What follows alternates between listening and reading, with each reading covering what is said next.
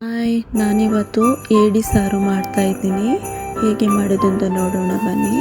ಸ್ವಲ್ಪ ಎಣ್ಣೆ, ಸ್ವಲ್ಪ ಸಾಸಿವೆ, ಸ್ವಲ್ಪ ಕರಿ ಲೀವ್ಸ್, ಬೆಳ್ಳುಳ್ಳಿ, ಶುಂಠಿ, 2 ಕಾಯಿ ಮೆಣಸು, 2 ಈರುಳ್ಳಿ ಹಾಕಿ ಫ್ರೈ ಮಾಡಬೇಕು. ಈರುಳ್ಳಿ ಫ್ರೈ ಆದಮೇಲೆ ಟೊಮೆಟೊ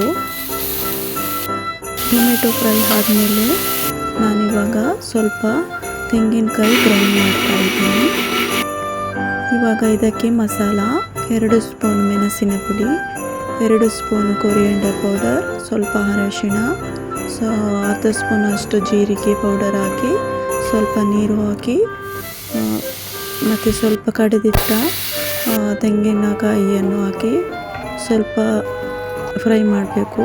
ರುಚಿಗೆ ತಕ್ಕಷ್ಟು ಉಪ್ಪು. ಇವಾಗ ಇದು ಬಾಯ್ಲ್ ಆಗಿದೆ. ಒಂದೊಂದೇ ಏಡಿ ಹಾಕ್ತಾ ಇದ್ದೀನಿ ನಾನು. ಇವಾಗ ತುಂಬ ಟೇಸ್ಟಿಯಾಗಿ ಬರ್ತದೆ, ಒಮ್ಮೆ ಟ್ರೈ ಮಾಡಿ ಮನೆಯಲ್ಲಿ. ಇದು ಇವಾಗ ಏಡಿ ಸಾರು ಆಗಿದೆ. 10 ನಿಮಿಷ ಬಾಯ್ಲ್ ಆದರೆ ಸಾಕು.